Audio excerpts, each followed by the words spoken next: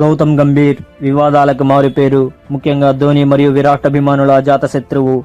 కానీ గౌతమ్ గంభీర్ గ్రీజులో ఉంటే opposite team ప్లేయర్లకి captain కి దడ పుట్టిస్తాడు.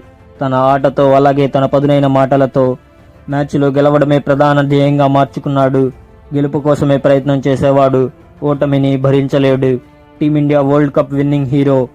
2007 టీ20 వరల్డ్ కప్ ఫైనల్లో టీమిండియాకి హైయెస్ట్ రన్ స్కోరర్.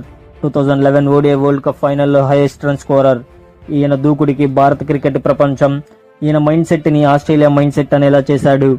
ఐపీఎల్లో కేకేఆర్ టీం ని లీడ్ చేసి కప్పు కొట్టించి ఇచ్చాడు. తన హోమ్ టీం ఢిల్లీకి కూడా ఆడాడు. క్రికెట్ కి రిటైర్మెంట్ ప్రకటించిన తరువాత ఐపీఎల్లో ఎల్ఎస్జీ టీం ని మెంటార్ గా పనిచేశారు.